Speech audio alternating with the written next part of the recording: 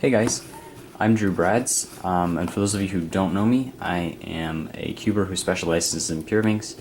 I'm the current world champion in Pyraminx, and I'm second in the world for Pyraminx average. And in this video, I'm going to be going over how to get fast at Pyraminx.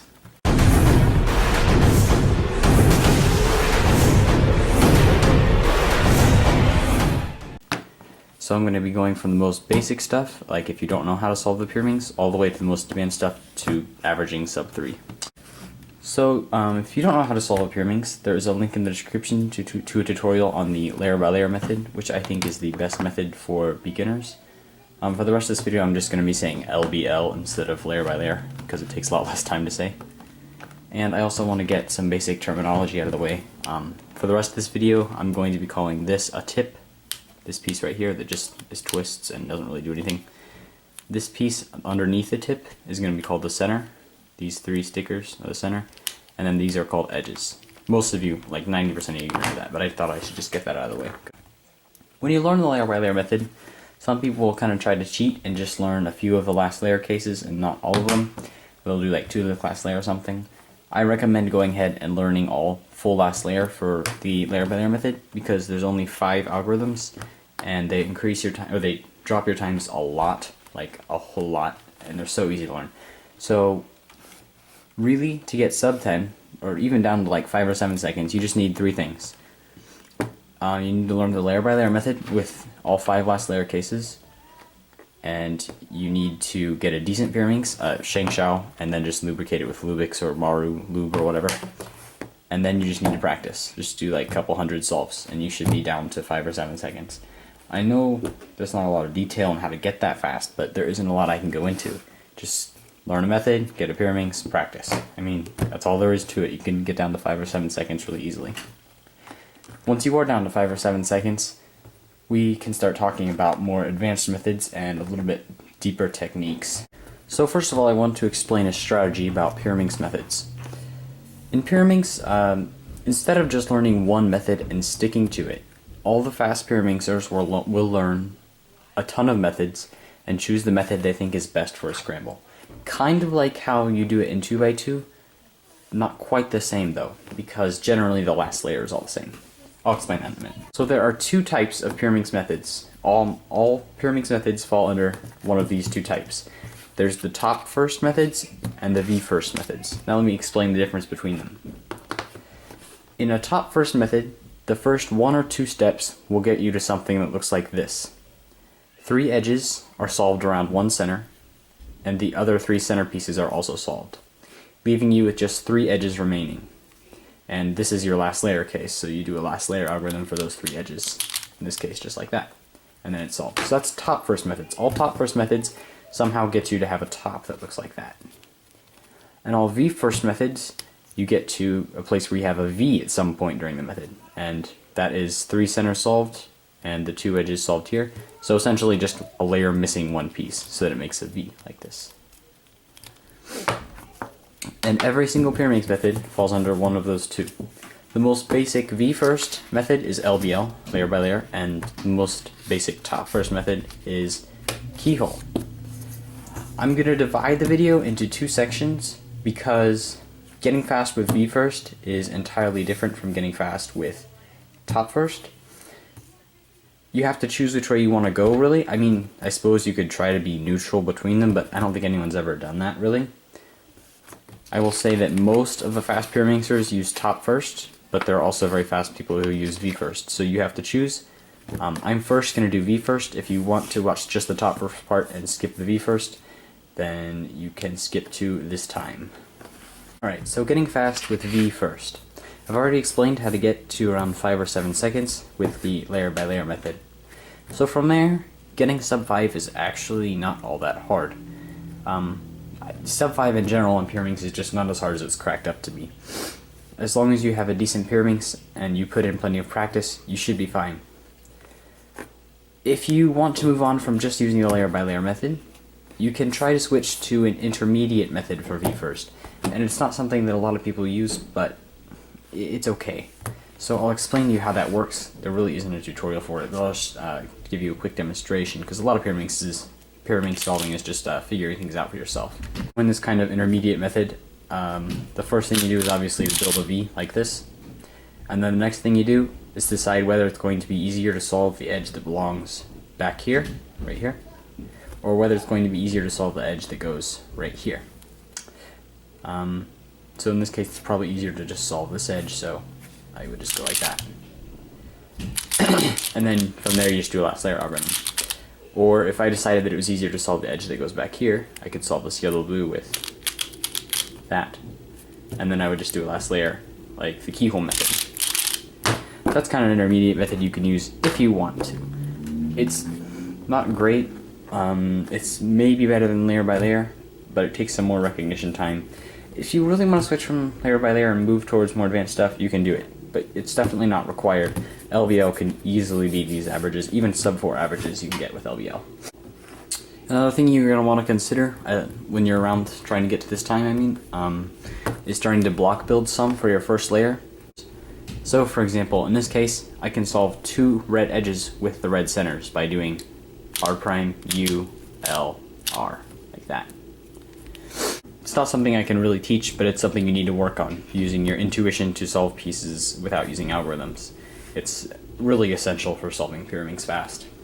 Okay, so in order to get sub 4 averages, 3.5 to 4.0 is the next segment here, you're going to want to switch to the method which is called L4E, which stands for last 4 edges. This method is the most advanced V-first method. Most of the really fast solvers who use V-first will use at least some last 4 edges. Some of them just use LVL, but last 4 edges is pretty much better than LVL. It just is. So let me explain how the method actually works. Right, so it's a fairly simple and algorithmic method. The first step is, of course, to solve a V like this. And then the next step is to solve everything else using one algorithm. Solve the last 4 edges using one algorithm, hence last 4 edges. So there's like 27 algorithms, I think. The tutorial is available at a link in the description. So it's not too hard to learn. There's not that many cases, and they are pretty easy. So that's kind of the algorithmic route to getting a good method at Pyraminx. The main things you want to do other than learning last 4 edges to get to this average is the big thing is just increasing your TPS, turning faster. You're going to start developing your own turning style and either tending towards using a lot of finger tricks, just turning with one finger, or else using a lot of wristing and turning with your entire hand. And you really just have to practice to get good TPS. You have to do lots and lots of practice. That's all there is to it. You may want to consider modifying your Pyraminx. My Pyraminxes that I use are actually modified to just make this hole in the middle a little bit larger. So essentially a Florian mod. It just gives it a little reverse corner cutting, which helps a whole lot to reduce lockups. There's no real tutorial available for this. There are a couple of videos that show the mod, including mine and Otter's, so you can look at the link in the description. To get sub 3.5 with the V-firsts, really, there's not a lot to it beyond what I already talked about. Still keep turning faster, just learn to really turn really fast. And then the big change here, I guess, is one-looking solves. It's not something I can teach. Like, I really can't teach it to you. I mean, you just have to be able to track pieces for a really long time. In inspection, you really have to be good at inspection. And it just takes practice. You can try... What I always did was I inspected for as long as I needed to see as far as I wanted to. And then I would do tons of solves like that until eventually my inspection time was under 15 seconds. And it just takes a lot of practice. It's a hard skill, I admit it. It's really hard. One-looking solves is, but it's possible, and it's really helpful if you can. So that's the big thing for getting this average. I'm not going to talk about getting this fast with V-first because no one's ever done it, and I've certainly never done it. I'm not even close to this fast with V-first. I'm really still like up here. So really, that's all I have to say about the V-first methods. So now I'm going to talk about the top first methods. Getting fast with top first methods. These are the methods that most of the really fast people are going to be using. If you're wanting to switch to top first and you're using layer by layer, you're going to want to learn the keyhole method, and there's a link in the description to a tutorial for that. It's a pretty decent method. It's easy to learn. It's not particularly fast though. you can get pretty fast with it, but not that fast. So let me just give you a quick look at how the method works. So the first step is to solve a block like this. 2 edges solved around 1 center, like this. And then the next step, you use this empty slot right here to solve the center. So this is called the keyhole. So you can see we can just turn this center till it's solved, and then this one, and then that one. Then we insert this edge right here, just using an algorithm. This one goes up to there, just like that. And then we just do last like this. So that's the keyhole method. It's the easiest to learn method in the top first category. So with a little bit of practice with keyhole, you should be easily down to 5 or 7 seconds. And then you're going to want to learn another method, which is the one flip method. There are a few tutorials out there for this, but I think that by far the best is mine. So there's a link to that in the description. There's also a pretty nice one, but it's in Polish, so yeah. So let me walk you through how the one flip method works. Alright, so the first step is pretty similar to keyhole, just a little bit different. You not only build the block like this, you also insert the final edge flipped backwards. And then the next step, there are 10 algorithms you memorize to flip this edge over and then orient the 3 centers on the bottom. So in this case I can do that, and then this edge is flipped over and the 3 centers are oriented, and then just last like this. And it's a really useful method because it's very easy to learn, and you keep using it all the way down until you're super fast. I mean, I still use it a lot, and there's some really nice cases. So it's a method you absolutely are going to want to learn if you're going to get fast with the top first methods. So there are just a couple things you want to work on at this speed with top first methods. Seeing the entire top. With one flip, it's fairly easy. It's pretty easy, I guess, to see all of your top in inspection, and that will give you 2 look solves, which is like really helps your times a lot, and it makes it way easier to get faster. And then the other thing is just TPS. So the big thing here, though, is being able to, in inspection, find your entire top. It's a really important step. It's very necessary. Alright, so for getting sub 4, you're going to want to keep learning methods, because again, like I said, the strategy for Pyraminx is to know as many methods as you can, and then choose the best method for whatever scramble you get. So there's a couple more methods here. There's the OCA method, and then intuitive solves, or intuitive top. It's not really a method, but yeah, I'll explain more about that in a second. First of all, let's look at the OCA method.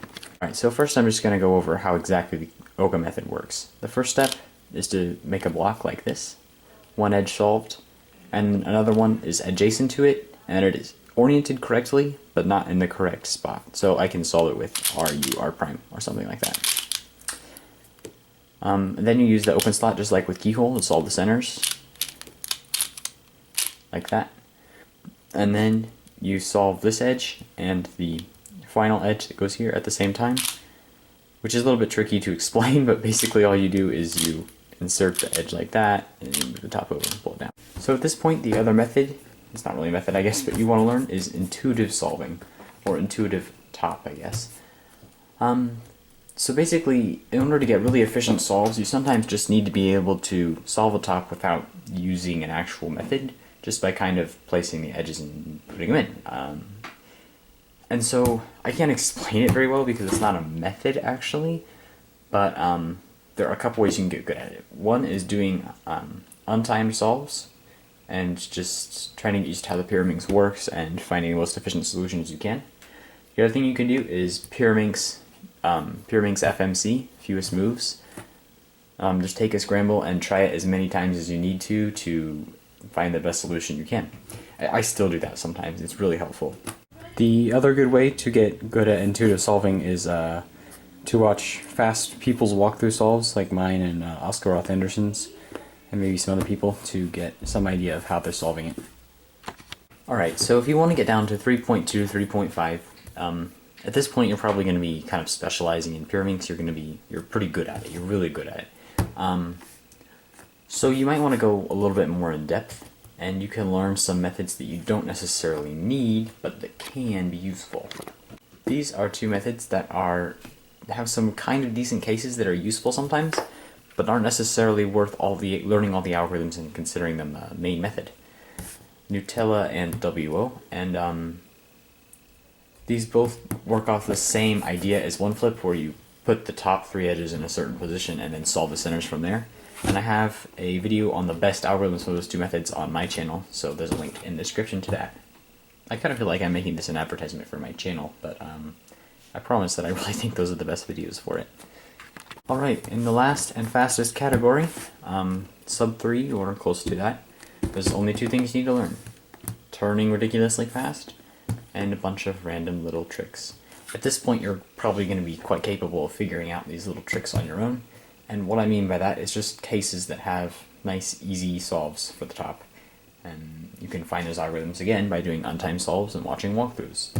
And you just learn more and more about how the Pyraminx actually works and how the pieces interact.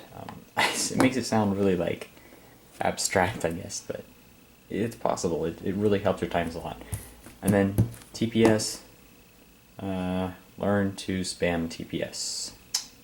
And yeah, turn really fast and practice. So that's it. That's how to get fast to Pyraminx. Thanks for watching.